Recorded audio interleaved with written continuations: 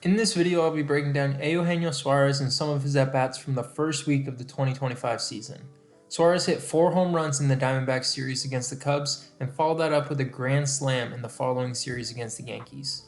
I'm going to start with his first at-bat of the season where he is matched up against Justin Steele. Suárez takes the first 2 pitches and then on a 1-1 changeup, he is ready to attack and hits a solo home run that goes 430 feet at 111 miles per hour off the bat. In his next at-bat, Suárez hits an 0-1 fastball 105 miles per hour off the bat, but it results in a lineout. When we take a look at the 2 pitches Suárez has put into play, we will notice they are both located middle away. The reason this is important is because when looking at the damage Suárez did on pitches in that location against lefties last year, we will notice it is a hot zone for him. In the 8th inning of the same game, Suárez is facing right-handed pitcher Porter Hodge. This at-bat results in a strikeout, and we will use this as an opportunity to give us some information on Suárez's numbers against righties from last year. These heat zones are going to look a little different than his zones against left-handed pitchers. First, we will notice he does not nearly do as much damage on the inside part of the plate against righties, but does like the ball outside, and he crushes anything over the heart of the plate. Looking specifically at his whiff and K rate, he struggles with pitches up and away, as well as anything out of the zone low, which is exactly where Hodge gets him to strike out in this at-bat. In the next game of the series, he is facing Jameson Taillon and jumps all over the first pitch he sees for a 436-foot home run that leaves the bat at 107 miles per hour. This pitch is located in the heart of the plate, and as I just mentioned, he does a ton of damage in that location. In the next at-bat, Taillon tries to work Suárez up and in, but Taillon can't throw a strike there, which puts Suárez in a hitter's count. This time, he gets a hanging sweeper that he launches 418 feet for his second home run of the game. Transitioning into the next game of the series, we will jump to the 9th inning where Suárez is facing Ryan Pressly. With the count at 1-2, Pressly goes to an elevated fastball that Suárez hits 407 feet for his 4th home run of the series. If we take a look at the location of the pitch and remind ourselves where Suárez does damage against righties, we will see that this pitch lands in his hot zone on the upper part of the plate.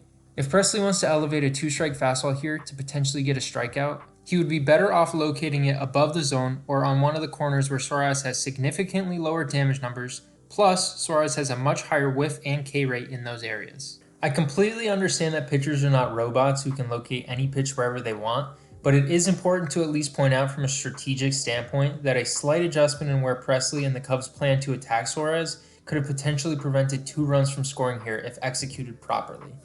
With all of this in mind going into the last game of the series, let's see if the Cubs make any adjustments when pitching to Suárez. Left-hander Matthew Boyd is on the mound for this game, and we will see he immediately attacks up in the zone with fastballs, as well as down in the zone with off-speed to get the strikeout. In the next at-bat, Boyd goes back to the high fastball, but it misses the zone, so then goes away with a changeup off the plate to get Suárez to fly out. Later in the game, Caleb Thielbar is pitching with the bases loaded.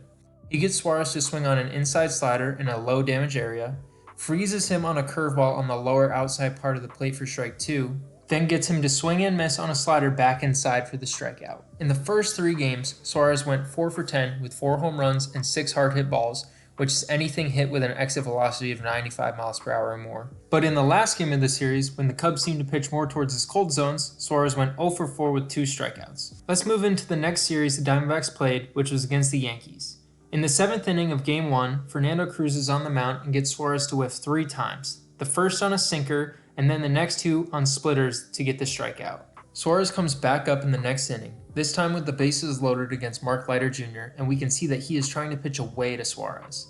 After whiffing on a 2-1 sinker, Suárez gets a splitter that tails inside and he turns on it, sending it over the left field wall with an exit velocity of 109 miles per hour to take the lead. The next day, Rodon is on the mound for the Yankees, and after walking Suárez on 4 pitches in his first plate appearance, he works low and away, locating his fastball twice on the corner for called strikes, and then gets Suárez to chase on a changeup below the zone. In Game 3 of the series, Suárez hits a double on a slider over the middle of the plate in his first at-bat against Carlos Carrasco.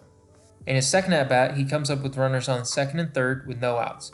We will notice Carrasco wants to work low and away from Suárez to limit any potential damage, especially in a situation where he needs a strikeout. After fighting off a few pitches, Suárez cannot lay off a changeup low and away, and Carrasco gets the strikeout. This strikeout, as well as Rodon's strikeout of Suárez, exhibited the Yankees' understanding of where they needed to attack Suárez to limit damage and increase their chances of getting him out. Hopefully you enjoyed this breakdown on Eugenio Suárez's strong start to the season and how important an effective game plan can be in helping pitchers limit damage.